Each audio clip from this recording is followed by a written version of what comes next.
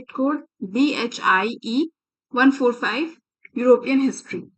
So start करते हैं with our first question. Critically examine the circumstances that led to the French Revolution. So हमें बताना है ऐसी क्या सिचुएशन क्रिएट हो गई थी कि जिसकी वजह से फ्रेंच रेवोल्यूशन जैसी बड़ी क्रांति हुई. So फ्रेंच रेवोल्यूशन स्टार्ट हुआ 1789 में and this was a major turning point in European history. अब रीजन क्या है? रीजन नंबर 1 था सोसाइटी का अनइक्वल डिवीजन.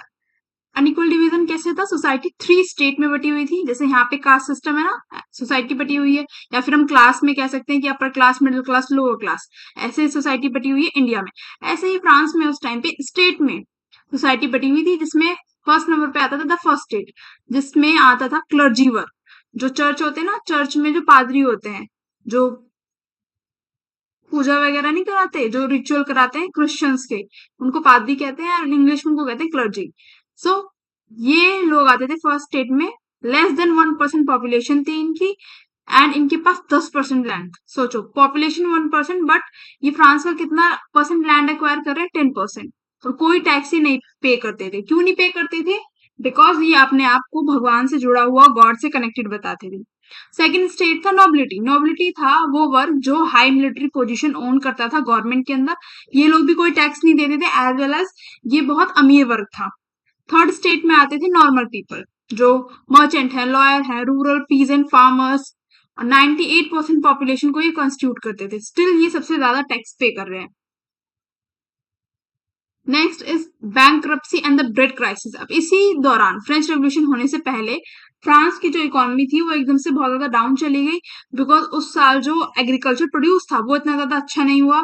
जो मेन ब्रेड प्राइस थे, जो लोग खाते थे ब्रेड, उसके प्राइस बहुत ज्यादा बढ़ गए कि नॉर्मल इंसान अफोर्ड ही नहीं कर पा रहा था खाना. फूड की शॉर्टेज हो गई, अनएम्प्लॉयमेंट बहुत ज्यादा हो गई, ट्रेड में ऑल ओवर डिक्लाइन चल रहा था. तो एक रीजन ये भी था. थर्ड था state general and beginning of revolution.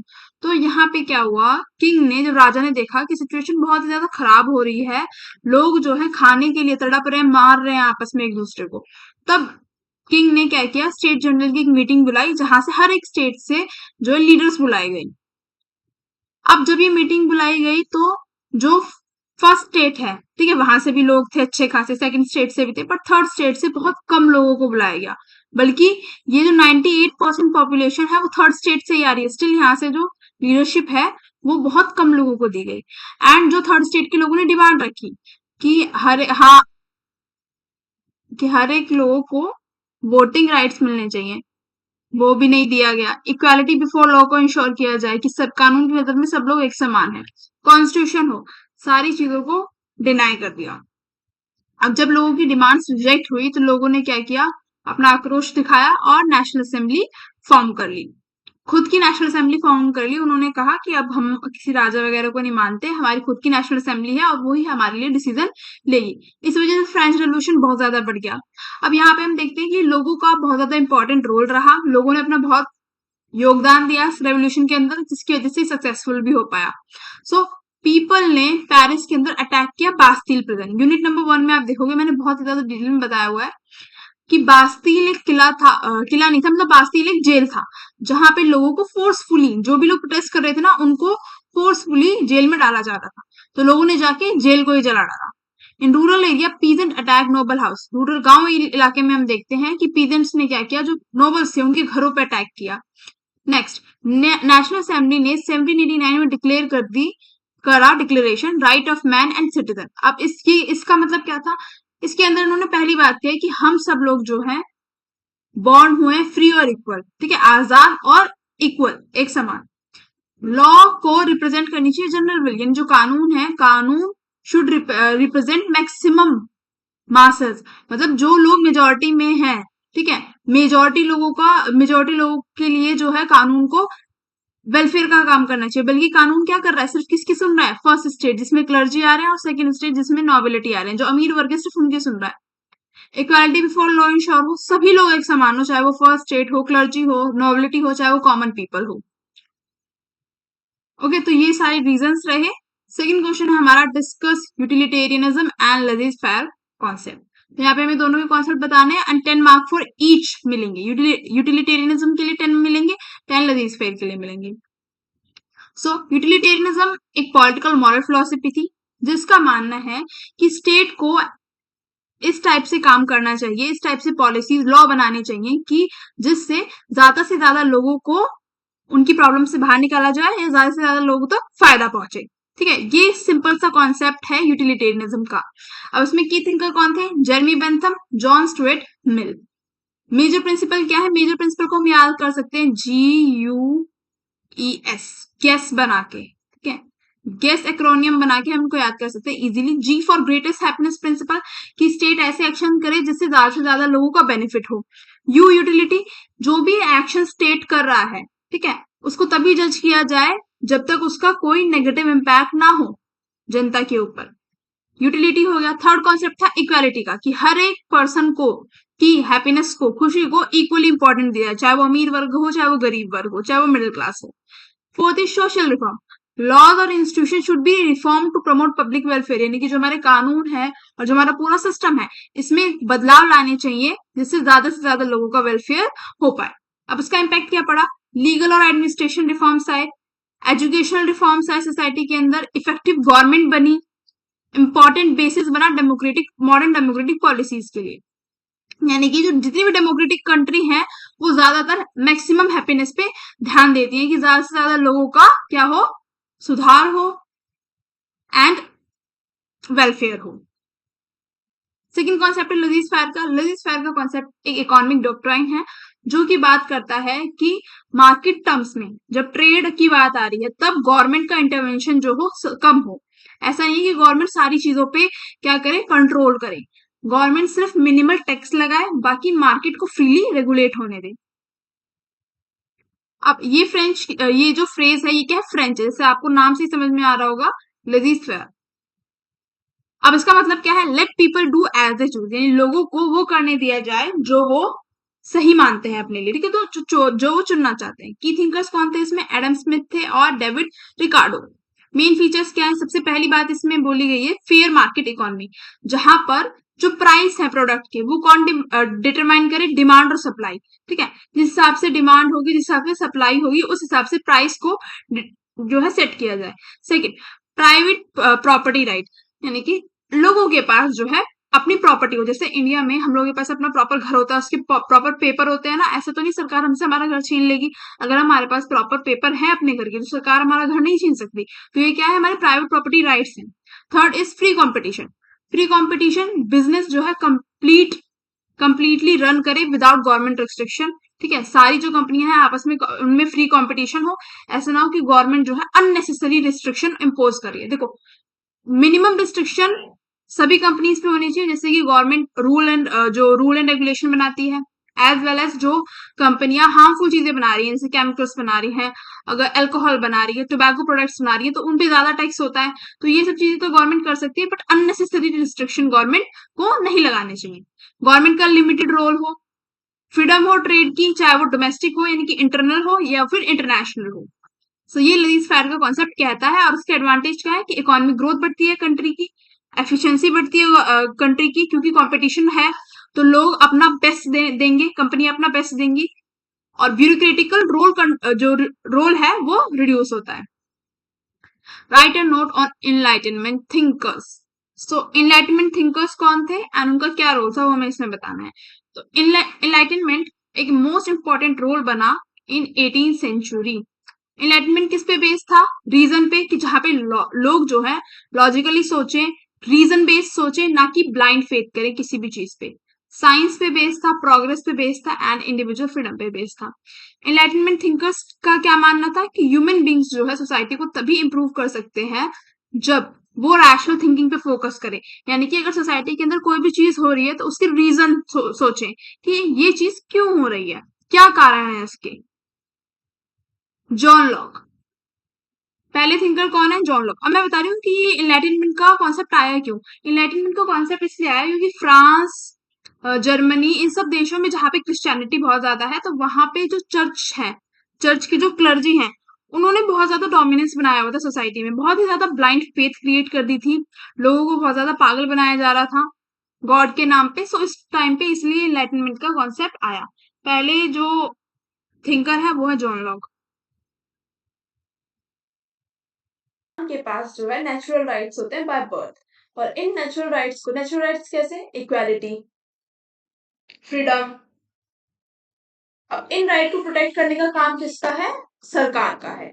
अगर गवर्नमेंट इन राइट्स को वायलेट करती है तो पीपल गवर्नमेंट को अपोज कर सकते हैं। अब जॉन लॉक के जो आइडियाज थे उन्होंने बहुत ज्यादा इन्फ्लुएंस किया डेमोक्रेटिक रेवोल्यूशन को, यानी कि जो कंट्रीज, हर एक कंट्री में जो लोग डेमोक्रेसी की डिमांड कर रहे थे ना, वो जॉन लॉक जैसे थिंकर्स ने जो थॉट दिए थे, पॉलिटिकल थॉट अबाउट राइट्स, उसी की वजह से जो है रेवोल्यूशंस आ रहे थे डिफरेंट डिफरेंट कंट्री में।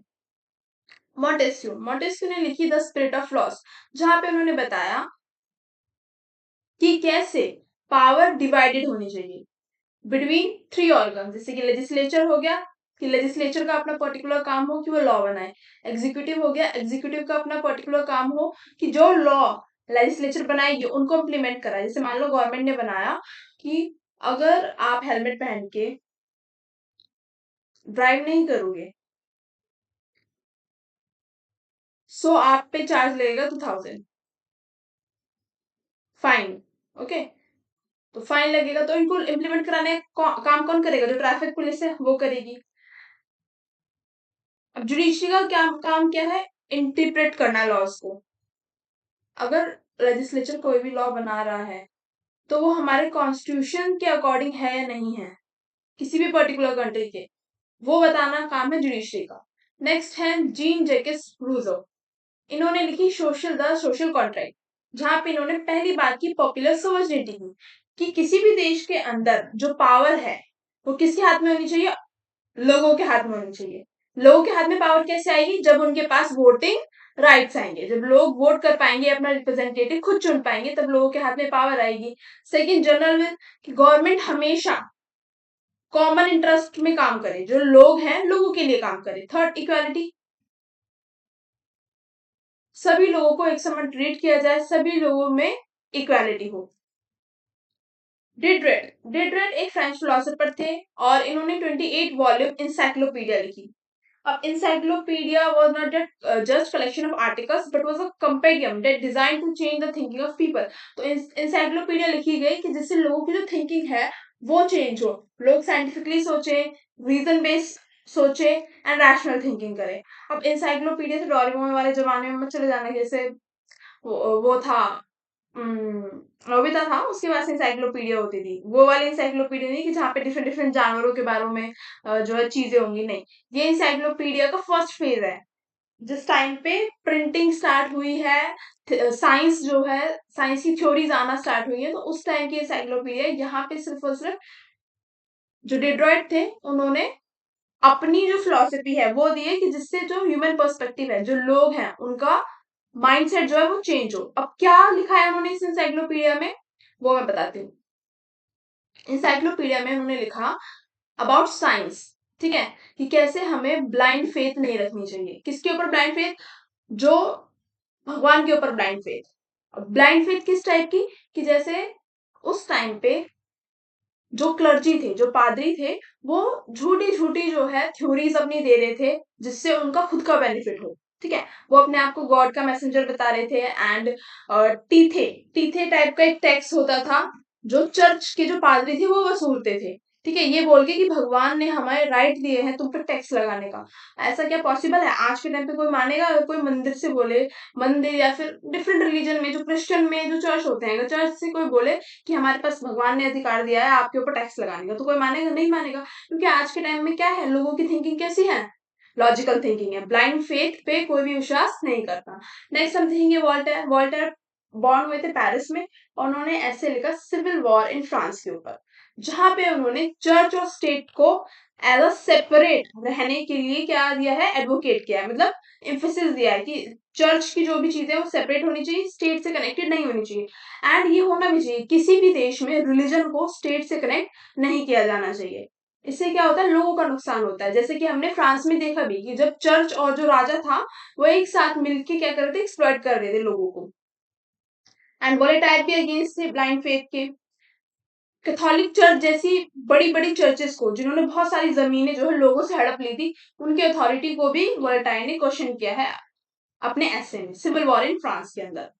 Next, how did Napoleon Bonaparte transform institution and administrative structure in France. अब नेपोलियन बोनापार्टे बने फ्रांस के फर्स्ट ऐसे लीडर जिन्होंने काफी पॉजिटिव चेंज लाए फ्रांस के अंदर। कब? फ्रेंच रेवोल्यूशन के बाद। सो यहां से आप ये इंट्रोडक्शन डालोगे अपने क्वेश्चन के अंदर। तो फर्स्ट क्या था? सेंट्रलाइजेशन ऑफ एडमिनिस्ट्रेशन, जहां पे पहले हम देख रहे हैं कि एडमिनिस्ट्रेशन के अंदर फर्स्ट स्टेट क्लर्जी और सेकंड स्टेट नोबिलिटी, दोनों का बहुत ज्यादा इन्फ्लुएंस है राजा के साथ। अगर राजा कोई डिसीजन लेगा तो उन लोगों के इन्फ्लुएंस में आके ही लेगा। तो ये सारी चीजें खत्म कर दी गई नेपोलियन के टाइम पे। Next, France was divided to department, each govern by a perfect appointed by the central government. France की जो एडमिनिस्ट्रेशन था पूरा, उसको डिफरेंट डिफरेंट डिपार्टमेंट में डिवाइड किया गया, और जो डिपार्टमेंट के हेड होते थे ना, वो प्रॉपर प्रोफेशनल होते थे जिनको सैलरी पे की जाती थी, ट्रेनिंग दी जाती थी। ठीक है। Third is local official such as mayor. Mayor were also appointed rather than elected. पहले मेयर क्या होता था? इलेक्टेड होता था। ठीक है। बट अब मेयर क्या हो रहा है? अपॉइंटेड है। कौन अपॉइंट करेगा उसको? लीडर। जैसे कि उस टाइम पे कौन थे? नेपोलियन बोनापार्टे थे। Second, creation of modern bureaucracy. एक न्यू फॉर्म ऑफ ब्यूरोक्रेसी हमें उनके कार्यकाल में देखने के लिए मिली। He establish professional merit base civil services. जैसे मैंने आपको बताया कि उन्होंने प्रोफेशनल मेरिट बेस की, भाई इंसान की कैपेबिलिटी के अनुसार उसको जॉब दी जाए।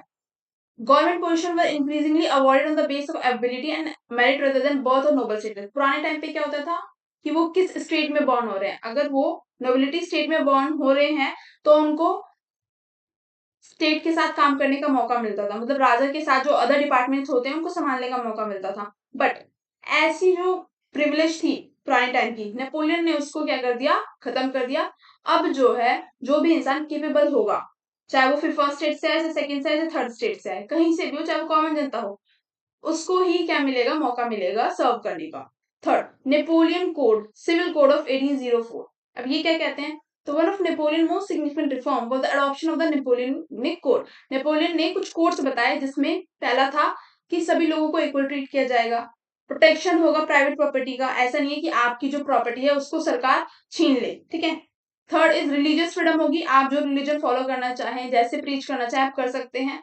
Fourth, abolition of feudal privileges. जो पहले फ्यूडल लॉर्ड्स थे, यानी कि बहुत सारी जमीनें एक्वायर करके बैठे थे और उनके पास ये प्रिविलेज थी कि वो कोई टैक्स नहीं पे करेंगे, तो उस चीज को क्या कर दिया गया? कंप्लीटली खत्म कर दिया गया। इसकी वजह से क्या हुआ कि यूनिफॉर्म लीगल सिस्टम आया, कि सभी लोगों को जो है ना इक्वालिटी महसूस होने लगी सोसाइटी में, कि अब सब पर एक जैसा रूल लागू होगा, रेगुलेशंस लागू होंगी। नेक्स्ट मेजर रिफॉर्म जो उन्होंने किया वो था एजुकेशनल रिफॉर्म, जहां पे स्टेट कंट्रोल कर रही है स्कूल एजुकेशन को। नेक्स्ट थे financial reforms. He founded the bank of France in 1800 to stabilize the economy. Even उन्होंने बैंक जैसी इंस्टीट्यूशंस को भी अलाउ किया, ठीक है, जिससे टैक्स कलेक्शन इंप्रूव हो और एडमिनिस्ट्रेशन भी इंप्रूव हो। Second is religious settlement. तो कॉनकार्ड एग्रीमेंट हुआ 1801 में कैथोलिक चर्च के साथ। कैथोलिक चर्च वो चर्च होती थी जो बहुत ही ज्यादा पावरफुल है। नेपोलियन ने रिस्टोर्ड किए peaceful relation between the French state and the church. ठीक है। पीसफुल रिलेशंस को नेपोलियन ने रिस्टोर किया। अब ये चीज जाननी जरूरी है कि किस टाइप के पीसफुल रिलेशन जो है रिस्टोर किए नेपोलियन ने। तो यहाँ पे चर्च को ऐसा नहीं है कि पुराने राइट वापस मिल गए हैं कि वो टीथे टाइप का टैक्स लगा सकता है, नहीं, सिर्फ चर्च को रन करने की इंडिपेंडेंटली क्या दी गई थी? परमिशन दी गई थी। बट जो पुराना जो टीचे टैक्स था और जो ब्रेन वॉशिंग चल रही थी ना, वो सब चीजें अभी भी नहीं होंगी। Next is judicial reform. Courts को रिऑर्गेनाइज किया गया, जजेस को अपॉइंट करेगी गवर्नमेंट, ना कि किंग। ओके। एक हायरार्किकल कोर्ट सिस्टम आया जहां पे सबसे ऊपर होगा जज, ठीक है, फिर जो उनसे नीचे पोजीशन वाले हैं, फिर जो उनसे नीचे पोजीशन वाले हैं। तो एक प्रॉपर अथॉरिटी बेस्ड स्ट्रक्चर जो है अपनाया गया। नेक्स्ट क्वेश्चन है हमारा, analyse the influence of Bismarckism on German polity. तो ये शॉर्ट नोट में भी आ जाता है, कभी कभी लॉन्ग में भी आ जाता है, तो ध्यान से सुनना। बिस्मार्किज्म का क्या इफेक्ट था जर्मन पॉलिटी के ऊपर? तो बिस्मार्किज्म एक पॉलिटिकल आइडिया था, किसका? ओटो वन बिस्मार्क का, जिन्होंने बहुत मेजर रोल प्ले किया जर्मनी को यूनिफाइड करने में 1871 में। 1871 से पहले जो जर्मनी था वो बहुत सारे छोटे छोटे रीजन में डिवाइडेड था, और छोटे छोटे रीजन में भी ना रेवोल्यूशन चल रहे थे, वहां पे लोग परेशान थे। So as the first chancellor of the German empire, अब पूरे जर्मनी को उन्होंने यूनिफाइड किया, वो सबसे पहले चांसलर बने पूरे जर्मन एम्पायर के। ओके। बिस्मार्क ने शेप किया the political structure, administrative system and governance of the new German state. जैसे नेपोलियन ने फ्रांस में चेंजेस लाए, ऐसे ही बिस्मार्क ने पूरे जर्मनी के अंदर चेंजेस लाए। पहला तो यही कि उन्होंने सारे जर्मन स्टेट को यूनिफाइड किया, ठीक है। पर्शियन का मतलब ये है कि पहले जो जर्मनी का जो पूरा इलाका था उसको पर्शियन कहा जाता था, आज के टाइम में हम उसको जर्मनी कहते हैं। Second, strengthening of monarchial authority. अब जो बिस्मार्क थे वो बिलीव करते थे strong state led by the emperor, यानी कि जो किंग का रोल है ना वो उसको सपोर्ट करते थे। हालांकि नेपोलियन सपोर्ट नहीं करते थे, नेपोलियन ने किंग को बिल्कुल हटा दिया था, है ना। बट बिस्मार्क जो थे सपोर्ट करते थे स्ट्रॉन्ग स्टेट जहां पे एम्परर भी हो। हालांकि जर्मनी में ऑलरेडी एक पार्लियामेंट था, ठीक है, बट रियल पावर किसके हाथ में रहेगी? चांसलर के पास रहेगी। और चांसलर कौन होगा? जिसको एम्परर इलेक्ट करेंगे, ठीक है, एम्परर अपॉइंट करेंगे, मतलब जो राजा होगा वो अपॉइंट करेगा चांसलर को। और चांसलर अगर कोई भी चीजें जो भी चीजें कर रहा है वो रिस्पॉन्सिबल किसको होगा? एम्परर को होगा। इसीलिए हमें जर्मनी के अंदर कैसी डेमोक्रेसी देखने के लिए मिलती है? लिमिटेड, ठीक है। और ज्यादा रूल किसका? अथॉरिटेरियन गवर्नेंस का। अथॉरिटेरियन गवर्नेंस का मतलब क्या होता है? जहां पे कुछ कुछ लोगों के पास ही पावर रहती है, या तो एक रूलर के पास या फिर दो तीन लोगों के पास जो है खाली पावर रहती है। यहाँ पे हम पावर किसके पास देख रहे हैं? एम्परर और चांसलर के पास। Next, policy of realpolitik लेके आए। वो रियल पॉलिटिक का मतलब क्या था? Realpolitik emphasise particular solution rather than ideological commitment. देखो उस टाइम पे बहुत सारी आइडियोलॉजी भी चल रही थी, ठीक है, जैसे कि हो गया लिबरलिज्म, कम्युनिज्म, सोशलिज्म। तो इस टाइप की आइडियोलॉजी ना अडॉप्ट करके उन्होंने सॉल्यूशन निकाले रियल प्रॉब्लम्स के। Decisions were based on national interest rather than liberal democratic principle. जैसे मैंने आपको बताया कि लिबरलिज्म चल रहा था, कि डेमोक्रेसी की लोग डिमांड कर रहे थे, बट इन सब चीजों को साइड रखते हुए जो बिस्मार्क थे उन्होंने नेशनल इंटरेस्ट के हित में जो है चीजें सोची कि जिससे ज्यादा से ज्यादा लोगों का क्या सके, वेलफेयर हो सके। क्योंकि जर्मनी की हालत भी बहुत ही ज्यादा खराब थी, जैसे फ्रांस की खराब थी ना फ्रेंच रेवोल्यूशन के टाइम पे। Next, separation of political opposition. तो बिस्मार्क ने भी नेपोलियन की तरह अगर कोई उनके अपोजिशन में, ठीक है, आवाज उठाता था तो उसको क्या कर देते थे? वो कर्व डाउन कर देते थे, ये बोलते हुए कि ये हमारी यूनिटी, जो हमारी जर्मनी की यूनिटी है ना, जो दोबारा से बरकरार हुई है, उसको क्या करना चाहते हैं? खत्म करना चाहते हैं। नेक्स्ट, सोशल वेलफेयर मेजर्स भी उन्होंने चलाए, जैसे कि health insurance, accident insurance, old age and disability pension. Major role जो है यूनिटी को मेंटेन करने के लिए जिसने प्ले किया वो था नेशनलिज्म की भावना, ठीक है, जिसको बिस्मार्क क्रिएट करने में बहुत ही ज्यादा सक्सेसफुल रहे। कि हर एक जो छोटा छोटा रीजन बटा हुआ था उन सबके कल्चर्स को यूनाइट करना, लोगों की लैंग्वेज को यूनाइट करना, ठीक है, उनको एक सेंस ऑफ बिलोंगिंग क्रिएट करना कि वो ये समझे कि जर्मनी हमारा देश है, ठीक है, जर्मनी से अलग होने की डिमांड ना करें। नेक्स्ट है ग्रोथ ऑफ इंडस्ट्रियलाइजेशन 18-19 सेंचुरी। तो ये भी बहुत इंपॉर्टेंट है, 20 मार्क में आता है, एंड देखना पक्का मिलेगा आपको 16 तारीख को।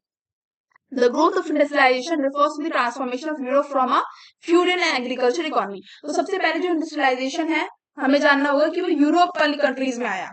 अब इसका मतलब क्या था कि जो एग्रीकल्चर एक बेस इकोनॉमी है ना, खेती जो हो रही है, उससे कैपिटलिस्ट इंडस्ट्रियल सोसाइटी की तरफ शिफ्ट, बड़ी बड़ी इंडस्ट्रीज की तरफ शिफ्ट। अभी प्रोसेस स्टार्ट हुआ 18th सेंचुरी में ब्रिटेन में, और धीरे धीरे ये पूरे यूरोप में फैल गया 19th सेंचुरी तक। तो पहले ये जानना इंपॉर्टेंट है इंडस्ट्रियलाइजेशन से पहले कैसे प्रोडक्शन हो रहा है। तो हैंड टूल्स, ठीक है, स्मॉल वर्कशॉप्स होती थी, रूरल हाउस होल्ड इंडस्ट्रीज होती थी, यानी कि छोटी छोटी घरों में ही इंडस्ट्रीज होती थी। ऐसे बड़ी लेवल पे काम नहीं हो रहा था, ना ही मशीन्स वगैरह थी। इंडस्ट्रियलाइजेशन के आने से क्या हुआ? मशीन आ गई, एक प्रॉपर जगह आ गई, फैक्ट्री आ गई, ठीक है, स्टीम इंजन आ गया जिससे मशीन रन हो रही है, लार्ज स्केल प्रोडक्शन हो रहा है और वो भी कम टाइम में। कैरेक्टरिस्टिक्स क्या थे? अब कि मशीन आ गई, ठीक है, फैक्ट्री सिस्टम आ गया, जगह जगह पे फैक्ट्रीज खुल गई, स्टीम पावर आ गई, शहरीकरण हो रहा है, अब लोग गांव से जो है माइग्रेट होकर शहर जा रहे हैं काम करने। क्योंकि खेती में जो भी मतलब खेती में जो है ज्यादातर हम प्रॉफिट कम है, बट फैक्ट्रीज में लोगों को क्या है कि डेली वेज मिल रही है, ठीक है, तो लोगों को ऐसा लगता है कि फैक्ट्रीज में प्रॉफिट ज्यादा है। न्यू सोशल क्लास इमर्ज होकर आ रही है, जैसे कि लेबर क्लास हो गई। ट्रांसपोर्ट रेवोल्यूशन हो रहा है, धीरे धीरे रेलवेज आ रही हैं। सबसे पहले हम देखेंगे कंट्री ब्रिटेन। तो ब्रिटेन फर्स्ट कंट्री थी इंडस्ट्रियलाइजेशन जिसने एक्सपीरियंस किया। रीजन क्या थे?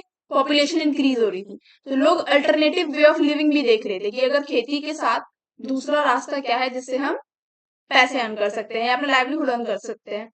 सेकेंड रीजन इज ब्रिटेन की रीजन में कोल और आयरन बहुत ज्यादा था, तो कोल हेल्प करता है स्टीम इंजन को रन करने में। सो इसलिए भी वहां पे इंडस्ट्रियलाइजेशन सक्सेसफुल रहा। थर्ड, ब्रिटेन ने वेल्थ एक्यूमुलेट कर ली थी ऑलरेडी ओवरसीज ट्रेड से। जैसे कि आपने देखा होगा कि इंडिया जब ब्रिटेन आया, ब्रिटिश कंपनी आई थी ईस्ट इंडिया कंपनी, तो ट्रेड के मतलब रूट कौन सा था, सी रूट ही था, है ना, सी रूट के साथ वो आई थी। एंड कैसे उन्होंने इंडिया को एक्सप्लॉइट किया। तो ब्रिटेन का सक्सेसफुल होने का कारण एक ये भी है, जो उन्होंने डिफरेंट डिफरेंट छोटे देशों को अपनी कॉलोनी बनाया और उनको लूटा। इंपॉर्टेंट इन्वेंशन क्या थे, जेम्स वॉट ने स्टीम इंजन बनाया, ठीक है, spinning jenny, power loom. Major industry कौन सी थी, cotton, textile, iron and coal. Next हम देखेंगे फ्रांस में। तो फ्रांस में जो इंडस्ट्रियलाइजेशन था वो स्लोली था, बिकॉज फ्रांस में बहुत ही ज्यादा प्रॉब्लम थी। क्या प्रॉब्लम थी, जैसे आपने देखा फ्रेंच रेवोल्यूशन चल रहा था, पॉलिटिकल इंस्टेबिलिटी थी, एंड एग्रीकल्चर जो है, मेनली लोग एग्रीकल्चर प्रैक्टिस करते थे और बहुत ही स्मॉल स्केल इंडस्ट्री थी, छोटी छोटी। तो जब फ्रेंच रेवोल्यूशन स्टेबल हुआ, शांत हुआ, तब जो है इंडस्ट्रियलाइजेशन स्टार्ट हुआ फ्रांस में। एंड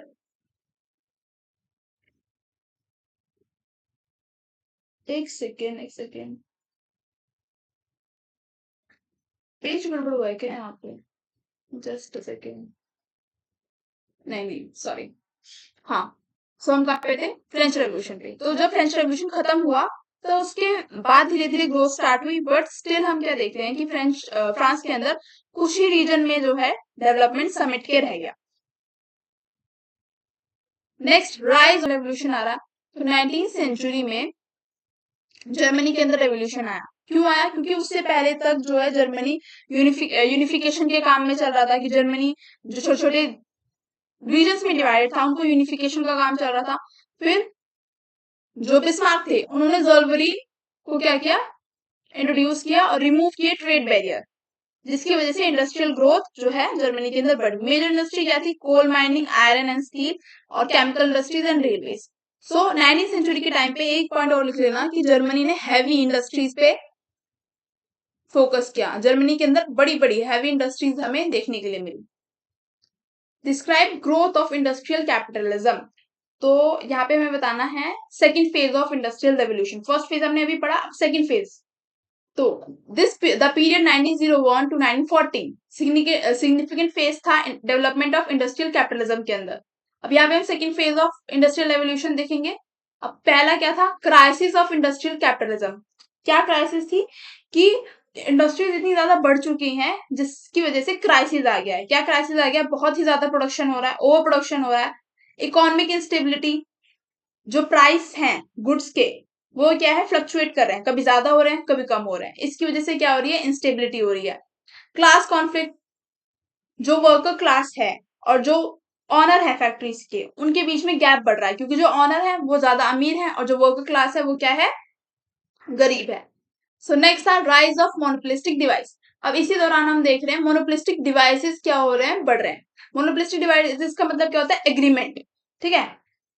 क्योंकि उस टाइम पे इस टाइप के मेजर्स नहीं थे कि अगर कोई एक गुड बन रहा है तो उसको आपको 100 रुपए में ही बेचना है ना। जैसे अभी आज के टाइम पे हम क्या देखते हैं, एमआरपी होती है कि इससे ऊपर आप नहीं बेच सकते।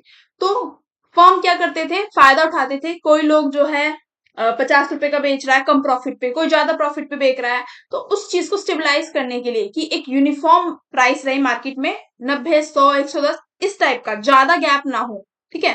तो इसीलिए क्या किए गए, एग्रीमेंट्स किए गए, जिनको कार्टेल्स कहा जाता था। यहाँ पे सी नहीं है ना, कार्टेल्स कहा जाता था, ठीक है। बड़ी बड़ी कंपनियों को वन मैनेजमेंट के अंदर क्या किया जा रहा है, मैनेज किया जा रहा है। Joining of smaller firms to larger corporation, because price बहुत ज्यादा फ्लक्चुएट कर रहे हैं और इकोनॉमी के अंदर इंस्टेबिलिटी आ रही है, इसलिए जो बड़े बड़े फर्म थे ना, वो छोटे छोटे फर्म्स को भी अलाउड कर रहे थे कि आप हमारे साथ जो है ज्वाइंट हो जाओ। बिग फर्म्स जो है ज्यादातर क्या कर रहे हैं, कंट्रोल कर रहे हैं मार्केट को और एलिमिनेट कर रहे हैं छोटे कॉम्पिटिटर्स को, जो हमें आज के टाइम पे भी देखने के लिए मिलता है। नेक्स्ट, इंडस्ट्रियल ग्रोथ 1908 टू 1913 हम देख रहे हैं कि इंडस्ट्रियल कैपिटलिज्म में न्यू फेज हमें देखने के लिए मिल रहा है, जिसमें प्रोडक्शन इंक्रीज हो रहा है। किस फील्ड में, स्टील, कोल, केमिकल, इंजीनियरिंग इंडस्ट्रीज, इलेक्ट्रिसिटी आ गई है। पहले हम स्टीम इंजन देख रहे थे, अब क्या है, इलेक्ट्रिसिटी आ गई है। Next, Russian industrial development. Russia ने कैसे इंडस्ट्रियल डेवलपमेंट किया, तो रशिया के अंदर था कॉन्सेप्ट ऑफ सोशलिज्म, कि जहां पे हर चीज कौन कंट्रोल करेगा, स्टेट कंट्रोल करेगा। तो कितनी भी बड़ी बड़ी फैक्ट्रीज हो, वो सब स्टेट ही रेगुलेट कर रहा था। बट स्टिल भी हम क्या देखते हैं, काफी अच्छा इंडस्ट्रियल डेवलपमेंट हमें रशिया के अंदर देखने के लिए मिलता है, जहाँ पे रेलवे एक्सपेंड हुआ, ठीक है, इंडस्ट्रियल सेंटर बने जैसे कि एसटी पेट्सबर्ग, मॉस्को, रेलवेज की ग्रोथ हुई। कंक्लूजन इसमें आप क्या लिखोगे कि by 1914 industrial capitalism had created powerful nation state. यानी इंडस्ट्रियल कैपिटलिज्म की वजह से जो सेकंड फेज था इंडस्ट्रियलाइजेशन का, बहुत सारे नेशन जो है पावरफुल बने, डेवलप्ड बने, जर्मनी हो गया, रशिया हो गया, ये सब। नेक्स्ट क्वेश्चन है हमारा, critically examine the Girsekran model of Russian industrialization. तो अलेक्सेंडर गिरसेक्रन मॉडल जो है रशिया के अंदर दिया अलेक्सेंडर ने। इन्होंने बोला कि industrialization countries develop differently from Britain, the first industrial nation. He argued that the path of industrialization depend on the degree of economic backwardness of country. अब इनका जो है ना मॉडल बहुत कंफ्यूजिंग है और बहुत लोगों ने क्रिटिसाइज भी किया है, तो सिंपल भाषा में समझते हैं इनका कहना क्या था अलेक्जेंडर जी का। इन्होंने बोला कि जो देश ऑलरेडी डेवलप हो चुके, ठीक है, जैसे कि ब्रिटेन, ब्रिटेन में सबसे पहले रेवोल्यूशन आया तो वो ऑलरेडी एडवांस हो चुका था। अब जो कंट्री आ रही है पाथ पे इंडस्ट्रियलाइजेशन के, कि हम भी जो है इंडस्ट्रीज वगैरह सेटअप करेंगे अपने देश में, तो उन्होंने बोला कि जितनी ज्यादा कंट्री बैकवर्ड होगी ना, उतना ही ज्यादा क्या होगा, इंडस्ट्रियलाइजेशन उसके अंदर क्या होगा, अच्छा होगा, ऐसा इनका मानना था। अलेक्जेंडर जी ने रिजेक्ट किया the idea that every country passes through the same stage of development. अब इन्होंने मेन आर्ग्यूमेंट क्या रखी इसमें, ये बोला कि हर एक कंट्री में सेम पाथ नहीं है डेवलपमेंट का, ठीक है, हर एक कंट्री के अंदर जो इंडस्ट्रीज लग रही है, जो इंडस्ट्रियलाइजेशन डेवलप हो रहा है, उसका अलग अलग पाथ है, अलग अलग तरीके जो है सबने अडॉप्ट किए हैं, उसके हिसाब से उनकी कंट्री के अंदर इंडस्ट्रियलाइजेशन आया है। अब इन्होंने ये भी बोला कि जितनी एक कंट्री बैकवर्ड होगी, ठीक है, उसके अंदर डिफरेंट टाइप ऑफ इंडस्ट्रियलाइजेशन हमें देखने के लिए मिलेगा, प्रोसेस अलग मिलेगा, ठीक है। इस बात से तो चलो ठीक है, कुछ लोगों ने एग्री भी किया कि अगर कोई कंट्री बैकवर्ड होगी तो वहां पे हमें धीरे धीरे इंडस्ट्रियलाइजेशन देखने के लिए मिलेगा, एकदम रैपिड नहीं मिलेगा, क्योंकि वहां पे इन्वेस्टमेंट ही नहीं होगा, है ना, पैसा ही नहीं होगा गवर्नमेंट के पास। Next, late industrialisation could achieve rapid growth. अब जो उन्होंने ये बोला था ना कि जो कंट्रीज बैकवर्ड हैं, ठीक है, वो एडवांस टेक्नोलॉजी बोरो करेंगी, लार्ज स्केल इंडस्ट्रीज क्रिएट करेंगी और यूज करेंगी स्ट्रॉन्ग इंस्टीट्यूशन जैसे कि बैंक वगैरह हो गए। तो इस चीज को ही लोगों ने बहुत ज्यादा क्रिटिसाइज किया है कि अगर एक कंट्री बैकवर्ड है, उसके पास इन्वेस्टमेंट ही नहीं है, तो वो कहाँ से टेक्नोलॉजी एडवांस बोरो कर लेगी, कहाँ से वो बड़ी बड़ी इंडस्ट्रीज लगा लेगी, और कहाँ से वो स्ट्रॉन्ग इंस्टीट्यूशन क्रिएट कर लेगी अपने देश में। इस चीज को ही क्रिटिसिज्म फेस करने के लिए मिला है। इंस्टीट्यूशन का रोल क्या होता है, a major feature of this model is the importance of institutional substitutes. The countries that lack natural condition for industrialization, यानी कि ऐसे देश जिनके पास ऐसी सिचुएशन ही नहीं है कि इंडस्ट्रियलाइजेशन प्रोसेस हो पाए। तो मेन इंडस्ट्रियलाइजेशन प्रोसेस के लिए क्या जरूरी है, पैसा, ठीक है। तो इसीलिए बैंक जैसी इंस्टीट्यूशन आई जहां पे क्या दिया जा रहा है, लोन दिया जा रहा है कि आप इंडस्ट्रीज लगाओ, ठीक है। रशिया जैसे देश में हमें स्टेट इंटरवेंशन मिल रहा है, जहां पे स्टेट पैसा प्रोवाइड कर रही है, इंडस्ट्री सेटअप कर रही है। नेक्स्ट इन्होंने आइडिया दिया ग्रेट स्पर्ट का। अलेक्जेंडर जी ने आइडिया दिया ग्रेट स्पर्ट का to describe sudden and rapid industrial growth. Backward countries often experience fast industrial growth, जो मैंने आपको इंट्रोडक्शन में ही बता दिया, ठीक है। फीचर्स क्या थे लेट इंडस्ट्रियलाइजेशन के, बड़ी बड़ी factories, more focus to heavy industries, less dependence on traditional agriculture. Criticism क्या था, क्रिटिसिज्म मेन है क्योंकि पूछेगा एग्जाम क्रिटिसिज्म, ये तो आपको बताना ही है, थोड़ा सा एक्सप्लेन, उसके बाद क्रिटिसिज्म।